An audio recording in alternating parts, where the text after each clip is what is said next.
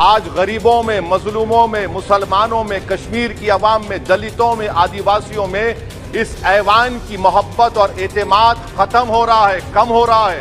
14% मुसलमान और सिर्फ 4.8 उनका रिप्रेजेंटेशन है। बताइए, हम वोट डालने वाले बन गए, वोट लेने वाले नहीं बने। कि चाणक्य ने क्या कहा था? चाणक्य ने सही कहा था। चाणक्य ने सही कहा था कि जब राज चलाने वाले व्यापारी हो जाएंगे तो उस राज के लोग भिखारी हो जाएंगे। इस ऐवान के 75 साल के पार्लिमानी सफर की तकमील पर हम बहस कर रहे हैं। मैं सबसे पहले अपनी जानिब से खराज अकीदत पेश करना चाहूंगा मौलाना हिफ्जुर रहमान साहब को, जो पहली और दूसरी पार्लियामेंट के मेंबर थे, मेरे कायद सालार मिल्लत सलाहुद्दीन ओवैसी को, सुलेमान सेठ साहब को और मौलाना बनात वाला साहब को। जनाब मोहतरम, इस ऐवान की नाकामियों का भी जिक्र हमको करना जरूरी है। 75 साल का तारीखी सफर इस ऐवान ने मुकम्मल किया। ये ऐवान एक इमारत नहीं है मेरी नजर में, ये ऐवान इस वतन अजीज का एक दिल है, जो बाहर जो गरीब और मजलूम अवाम की तकलीफ को महसूस करे, इसीलिए मैं इसको दिल कहता हूं।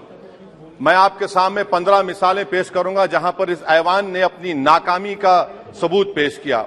एक उस वक्त जब दिल्ली की सड़कों पर सिखों की नस्लकशी की जा रही थी। एक उस वक्त जब 6 दिसंबर को बाबरी मस्जिद की शहादत हुई। आ रहा हूं भागलपुर, जिसमें रेशम के कारोबार को खत्म किया गया, मुसलमानों को दफना दिया और वहां पर फूल गोभी उगना शुरू हो गई। एक उस वक्त नाकामी साबित हुई जब मुजफ्फरनगर और गुजरात में नस्लकशी की गई। एक उस वक्त सर जब हम देखते हैं कि मुंबई की सड़कों पर इंसानियत का नंगा नाच हुआ। एक उस वक्त जब इस ऐवान में टाडा पोटा का काला कानून बनाया गया, यूएपीए का कानून बनाया गया, आफ्सपा का कानून बनाया गया, जिसको 1 साल के लिए बनाया गया था। 58 में हम 2023 में आ गए। एक उस वक्त नाकामी साबित हुई जनाब, जब हम देख रहे हैं कि आज ये जो दिल है, भारत का दिल है, हिंदुस्तान का, इंडिया का दिल है, आज गरीबों में, मजलूमों में, मुसलमानों में, कश्मीर की अवाम में, दलितों में, आदिवासियों में इस ऐवान की मोहब्बत और एतमाद खत्म हो रहा है, कम हो रहा है। इसीलिए जनता सड़कों पर आकर एहतजाज कर रही है, क्योंकि उनको लग रहा है कि ये इमारत बन चुकी है, हमारा दिल नहीं है। चाहे CAA का प्रोटेस्ट हो, चाहे किसानों का प्रोटेस्ट हो, चाहे शेड्यूल कास्ट के रिजर्वेशन का मसला हो।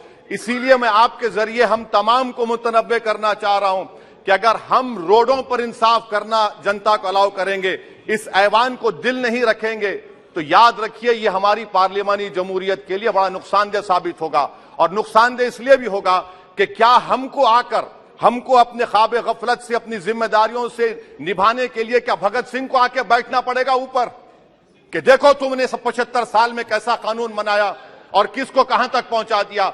स्पीकर जनाब, इसीलिए मैं कह रहा हूं कि हम तमाम को अपनी जिम्मेदारियों को निभाना पड़ेगा। ये इमारतें ईंट से बनी हुई जरूर हैं, मगर ये इस इमारत में दिल है।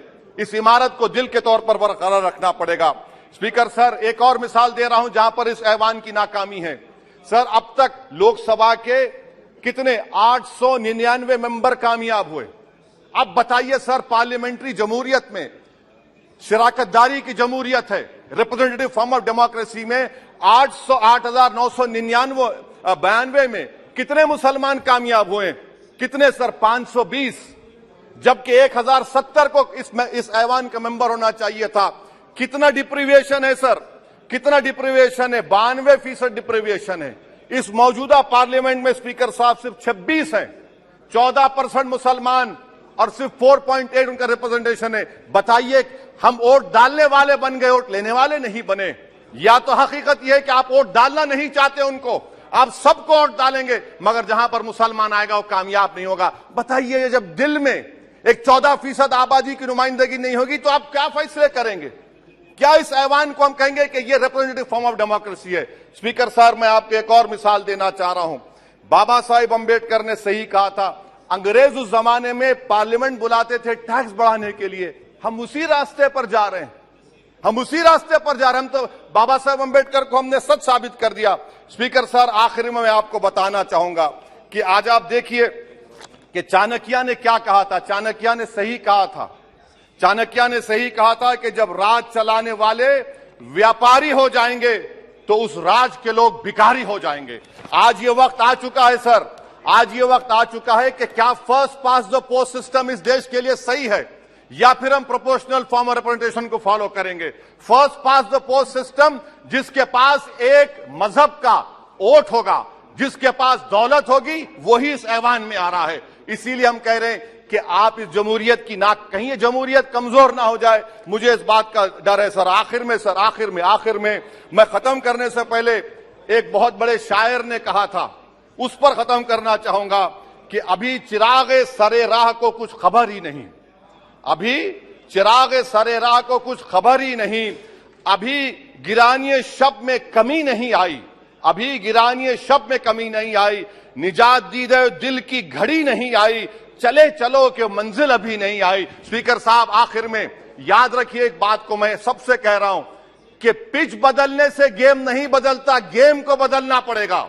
आप पिच बदल रहे हैं, वरना याद रखिए जब तक हम अपने जमहूरी उसूलों पर, रूल ऑफ लॉ पर, संविधान पर अटूट अमल नहीं करेंगे, वरना याद रखिए कहीं नई इमारत भी हिटलर की राइक्सटैग की इमारत ना साबित हो जाए। बहुत बहुत शुक्रिया सर।